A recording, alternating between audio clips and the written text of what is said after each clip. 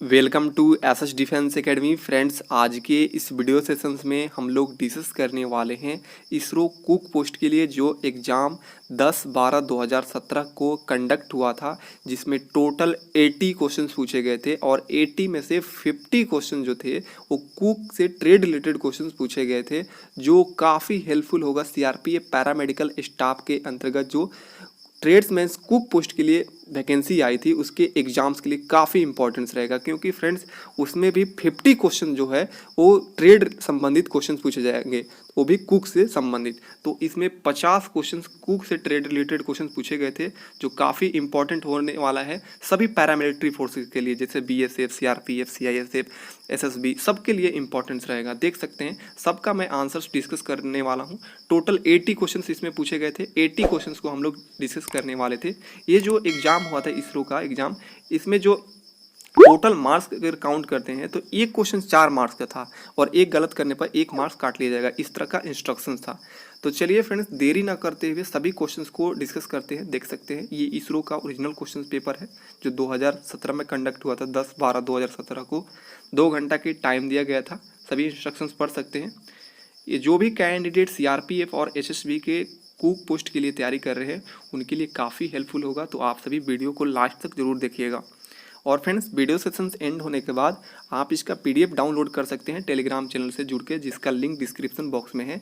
इसके पहले मैं इसरो के कुक पोस्ट पे जो एग्जाम 2019 में कंडक्ट हुआ था उसका मैं ओरिजिनल क्वेश्चंस पेपर का सभी डिस्कशंस कर दिया हूँ 80 क्वेश्चंस का। उसमें भी 50 क्वेश्चन पूछे गए थे कुक से ट्रेड संबंधित, तो आप वॉच कीजिए, जाकर प्लेलिस्ट को चेक कीजिए यूट्यूब पे जाके, और साथ में उसका पीडीएफ डाउनलोड कर लीजिएगा टेलीग्राम चैनल से। तो चलिए सबसे पहले फर्स्ट क्वेश्चन देखते हैं। देखिए क्वेश्चन पूछा गया था यहाँ पर, रोशाई घर में रोसैया टोपी की ज़रूरत डैश के लिए है। तो जो रसोइया होता है वो टोपी किस लिए लगाता है?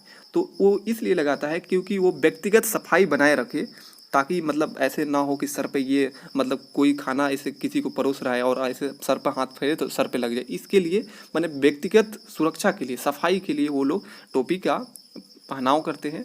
तो आंसर हो जाएगा ऑप्शन सी।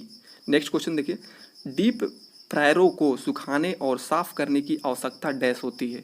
क्यों होती है डीप फ्रायरों को सुखाने और साफ करने की आवश्यकता क्यों होती है? सेकंड, तो इसका आंसर हो जाएगा ऑप्शन ए, दैनिक तौर पर सेवा प्रदान करने के पश्चात इसका यूज किया जाए, इसलिए डीप फ्रायरों का सुखाने के बाद इसको साफ किया जाता है कि ताकि नेक्स्ट डे इसको हम लोग उपयोग कर सकें। क्वेश्चन थर्ड देखिए, क्वेश्चन पूछा गया था, जिस भोजन को व्रेज किया जाना है उसे डैश क्या करना चाहिए? तो उसको क्या करना चाहिए? ऑप्शन थर्ड देखिए, थर्ड का आंसर हो जाएगा ऑप्शन बी, द्रव से आधा कवर किया जाना चाहिए। जिस भोजन को ब्रेज किया जाना है उसे क्या करना चाहिए? द्रव से आधा कवर किया जाना है। ऑप्शन बी सही हो जाएगा। क्वेश्चन फोर्थ देखिए, कह रहा है यहाँ पे, मछली को सुखाने से पहले क्या किया जाना है? तो उसे लौड़ित किया जाना चाहिए मछली को सुखाने से पहले। तो ऑप्शन सी हो जाएगा, 4 का सी आंसर हो जाएगा। क्वेश्चन 5 देखिए, पूछ रहा है यहाँ पर, निम्न में से कौन भूनने यानी ग्रिल करने के लिए सबसे अच्छा सम्मिश्रण होता है? तो देखिए जो टमाटो और मशरूम होता है इसको भूनने में एक अच्छा मिश्रण होता है, मतलब इसको साथ में एक साथ भून सकते हैं। तो ऑप्शन ए जो है बिल्कुल राइट आंसर है। आप सभी को देखिए 4 ऑप्शन दिए हैं, तो आप 4 ऑप्शन को पढ़ लीजिएगा, क्योंकि मैं यहाँ पर चारों ऑप्शन को डिस्कशन कर लेंगे तो वीडियो काफ़ी लंबा होगा, तो इसलिए आपको जो 4 ऑप्शन है उस पर भी ध्यान दीजिएगा और जो मैं आंसर बता रहा हूँ उस पर भी ध्यान दीजिएगा।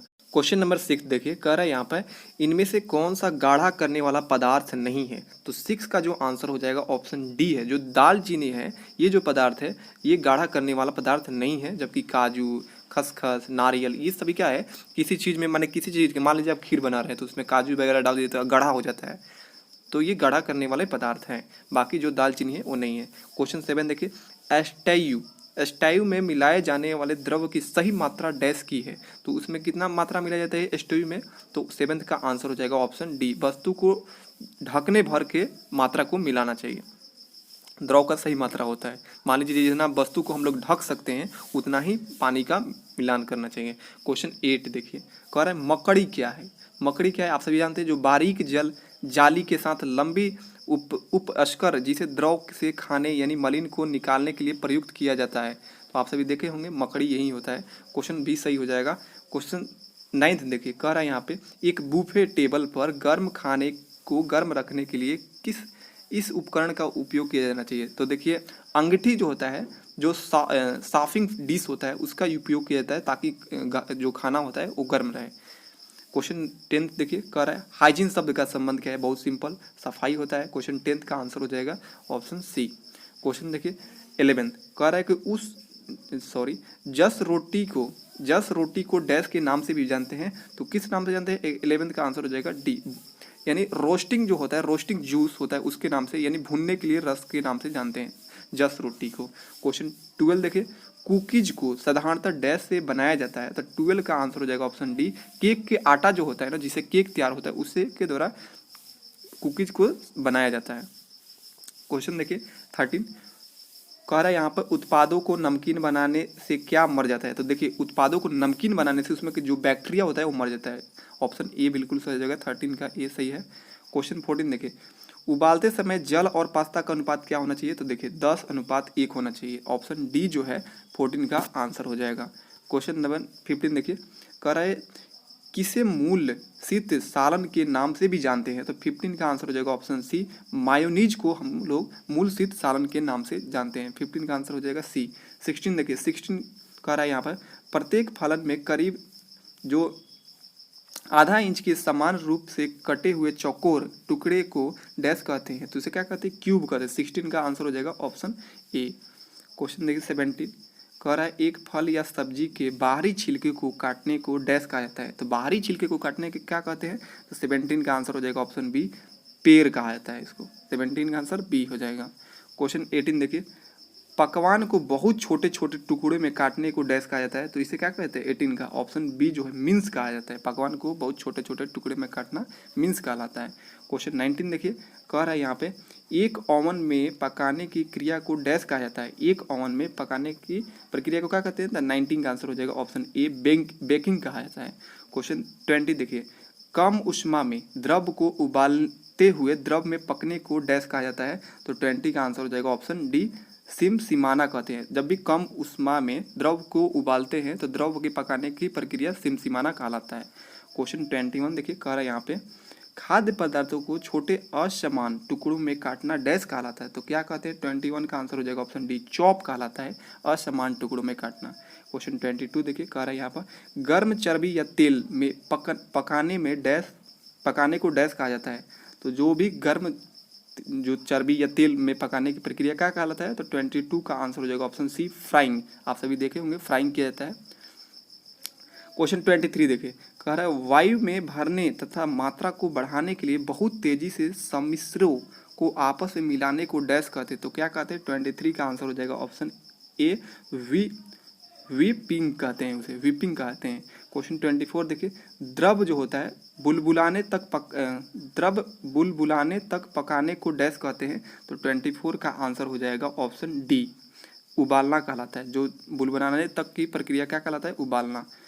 नेक्स्ट क्वेश्चन देखिए 25 कह रहा है एक फूड ग्रेटर के ऊपर खाने के पदार्थ को रखकर घिसना ताकि वे छोटे छोटे टुकड़े बने क्या कहलाते हैं? मतलब एक फूड ग्रेटर के ऊपर खाने के पदार्थ को रखकर घिसना ताकि वो छोटे छोटे टुकड़े में बने क्या कहलाता है? तो 25 का आंसर हो जाएगा ऑप्शन डी, ग्रेटिंग कहलाता है। क्वेश्चन देखिए 26 एक तैयार पकवान को सजाना क्या कहलाता है? तो 26 का आंसर हो जाएगा ऑप्शन ए, जो ये गार्निशिंग कहलाता है।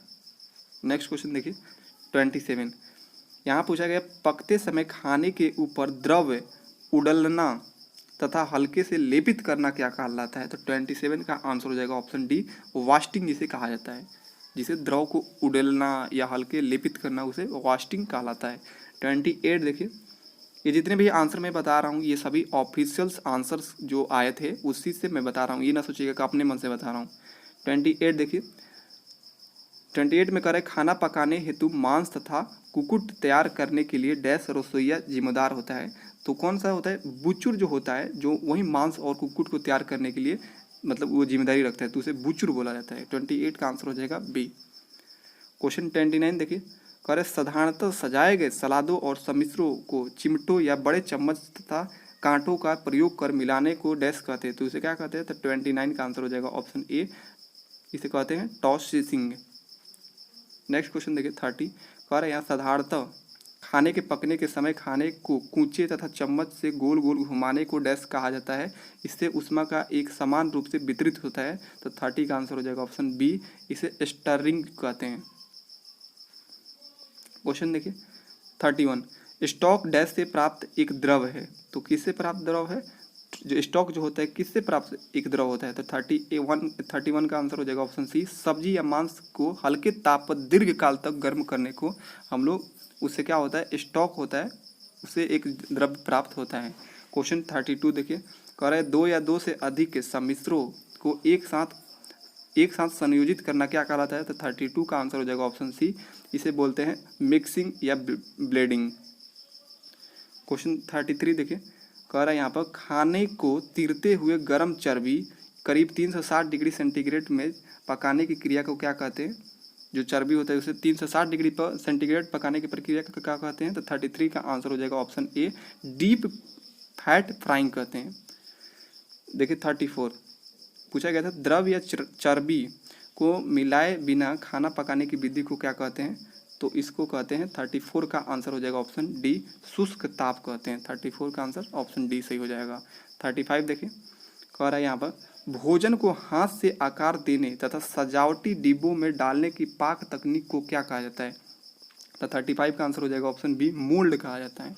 क्वेश्चन 36 देखिए, कह रहा है यहाँ पे एक फल के केंद्र को निकालने के लिए प्रयुक्त तकनीक शब्द क्या है? तो जो फल के केंद्र को निकालने के प्रयुक्त तकनीक शब्द होता है उसे बोलते हैं, 36 का आंसर हो जाएगा ऑप्शन बी, कोर कहलाता है। तकनीक शब्द है कोर। 37 देखिए, कह रहा है सुगंध मिलाने के लिए भोजन सामग्री को एक ठंडे मसालेदार द्रव में भिगोकर रखने के प्रक्रम को क्या कहते हैं? तो 37 का आंसर हो जाएगा ऑप्शन डी, उसे बोलते हैं मैरिनेटिंग। क्वेश्चन 38 देखिए, मिस एन प्ला का मतलब क्या है? तो इसका आंसर हो जाएगा 38 का ऑप्शन बी, सेवा प्रदान करने से पहले की तैयारी को मिस एन प्ला का मतलब यही होता है, सेवा प्रदान करने से पहले की तैयारी। क्वेश्चन 39 देखिए, हरी पत्तियों की सब्जी को डैश में पकाया जाता है। तो 39 का आंसर हो जाएगा ऑप्शन ए, खुले बर्तन में पकाया जाता है। और जो कंद मूली होता है ना, उसको हम लोग बंद बर्तन में पकाते हैं, और जो पत्तियाँ होती है हरी पत्तियों से खुले बर्तन में पकाते हैं। क्वेश्चन 40 देखिए, कह रहा है यहाँ पर जल या द्रव में पकाने की प्रक्रिया जिसमें बुलबुले लगातार ऊपर उड़ते हैं और सतह पर टूटते हैं उसे क्या कहते हैं? तो 40 का आंसर हो जाएगा ऑप्शन सी, उबालना। क्वेश्चन 41 देखिए, कह रहा है खाद्य पदार्थों का किसी ताप स्रोत साधारणतया कोयले के आग या गैस ज्वाला के ऊपर पकाने को डैश कहते हैं। तो 41 का आंसर हो जाएगा ऑप्शन डी, उसे ग्रिलिंग कहते हैं। नेक्स्ट क्वेश्चन देखिए, नेक्स्ट क्वेश्चन पूछा गया था, निरंतर हिलाते हुए उच्च ताप पर फैट की कम मात्रा में जल्द तलने को क्या कहते हैं? 42 का आंसर हो जाएगा ऑप्शन सी, स्टर फ्राइंग कहते हैं। क्वेश्चन 43 देखिए, यहाँ पूछ ही लिया, कंदमूल तरकारियों को डैश में पकाया जाना चाहिए। तो देखिए इसे क्या करते हैं, बंद कंट जो होता है वेसल होता है बर्तन में, उसे में पकाया जाता है। और जो क्या होता है, जो ऐसे पालक वगैरह होता है उसे खुले बर्तन में हम लोग पकाते हैं। क्वेश्चन 44 देखिए, मैदा या हलवाई द्वारा प्रयुक्त चीनी यानी पूर्णतः चीनी का खाद्य के ऊपर छिड़काव के लिए प्रयुक्त शब्द क्या होता है? तो 44 का आंसर हो जाएगा ऑप्शन ए, डस्टिंग कहते हैं। जो चीनी का छिड़काव होता है उसे डस्टिंग बोलते हैं खाद्य पदार्थ। 45 देखिए, भोजन का टेम्परिंग डैश की एक प्रक्रिया है। तो 45 का आंसर हो जाएगा ऑप्शन सी, ये संरक्षण की एक प्रक्रिया है।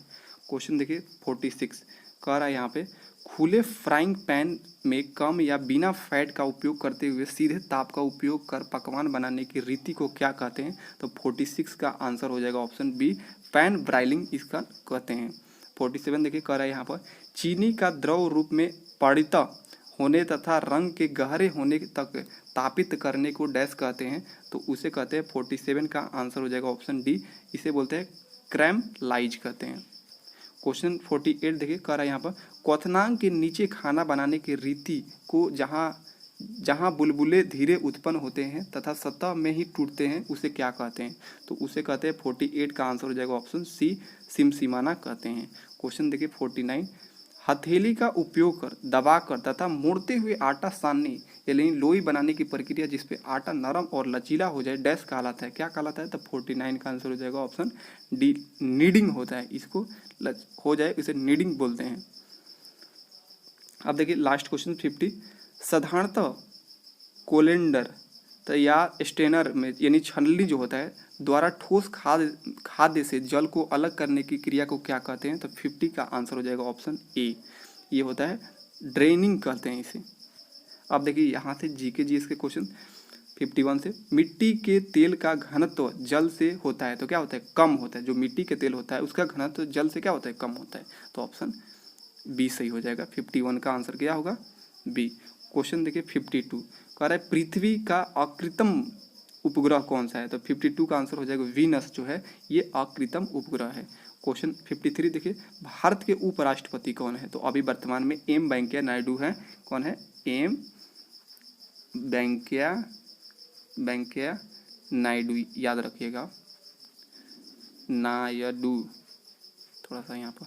अब देखिए नेक्स्ट क्वेश्चन, कौन स्वतंत्र भारत के प्रथम राष्ट्रपति थे? तो ये बिल्कुल सिंपल। 54 का आंसर क्या होना चाहिए? तो इसका आंसर होगा option D, doctor Rajendra Prasad. Next question देखिए 55, शरीर का कौन सा भाग पीलिया से ग्रसित होता है? तो जो कलेजा लीवर जो होता है ना वो ग्रसित हो जाता है। तो 55 का आंसर क्या होगा? Option B. 56 देखिए, कह रहा है कौन भारतीय अंतरिक्ष कार्यक्रम के जनक के नाम से जानते हैं? तो बिल्कुल ऑप्शन सी होगा, विक्रम ए साराभाई के नाम से जानते हैं, अंतरिक्ष कार्यक्रम के जनक हैं। अब देखिए 57, कौन लोकसभा के अध्यक्ष होते हैं? तो स्पीकर होते हैं, बिल्कुल ऑप्शन बी सही होगा। 57 के आंसर बी होगा। अब देखिए 58, माउंट एवरेस्ट डैश में स्थित है? तो नेपाल में स्थित है, ऑप्शन के अकॉर्डिंग बिल्कुल बी सही होगा। इतना सिंपल क्वेश्चन जीके का पूछा गया था।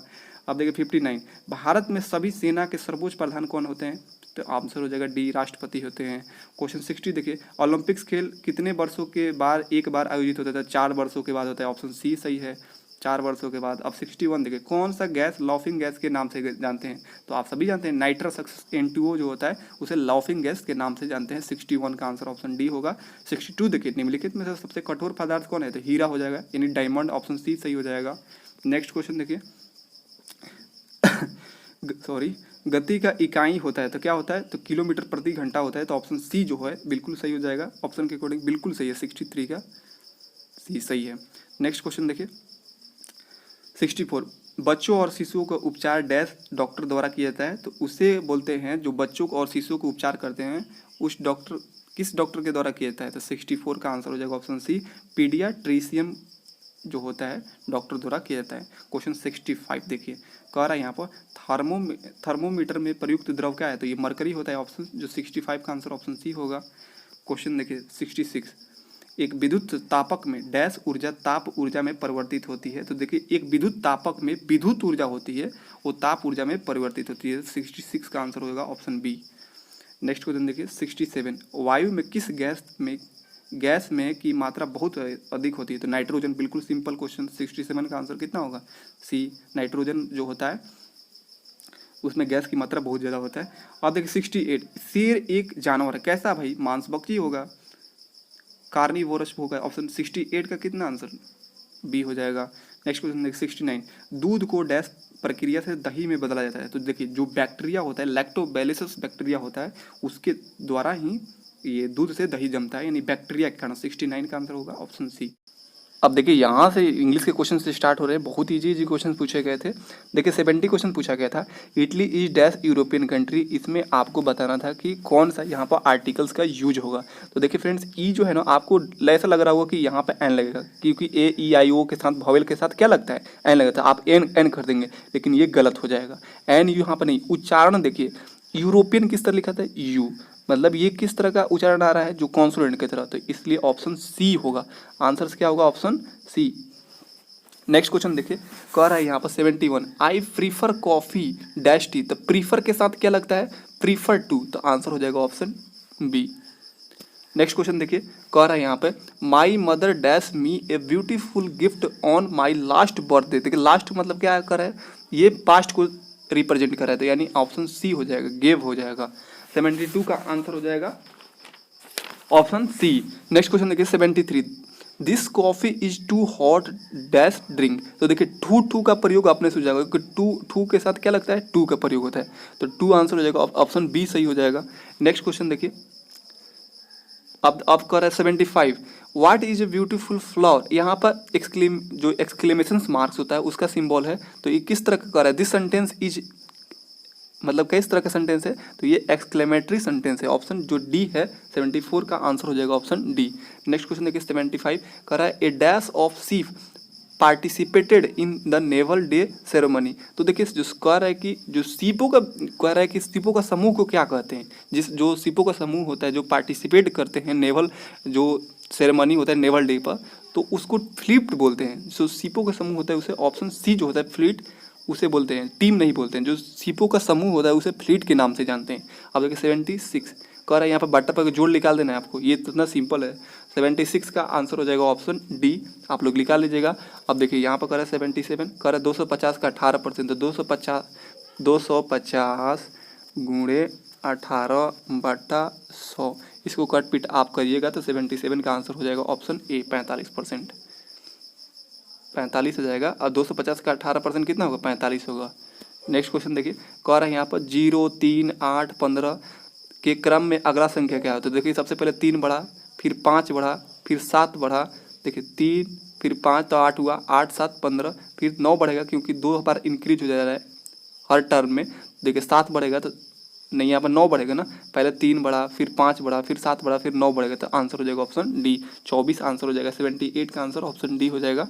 अब देखिए यहाँ पर कह रहा है 79 कह रहा है एक वृत्त की परिमाप 120 पाई mm है, तो वृत्त की व्यास क्या है। बहुत सिंपल है, परिमाप क्या होता है 2 पाई आर, इसका वैल्यू कितना दिया है 120 पाई, पाई से पाई कट गया, 2 से 60 बार में कट गया, आर का मान निकल गया 60, तो आर का डबल क्या होता है व्यास, व्यास पूछ रहा है 120 mm हो जाएगा। नेक्स्ट क्वेश्चन देखिए, एक आयत के कोणों का योग कितना होता है। तो एक आयत इस तरह बनता है ना, इसमें 90, 90, 90, 90 टोटल कितना हुआ 9 चौक 36, 360 डिग्री। तो इस तरह मैंने टोटल आपको 80 क्वेश्चंस प्रोवाइड कर दिया। आप इसका PDF डाउनलोड कर लीजिएगा टेलीग्राम चैनल से जुड़ के। मिलते हैं नेक्स्ट वीडियो के एनालिसिस में, तब तक के लिए आप सभी को जय हिंद।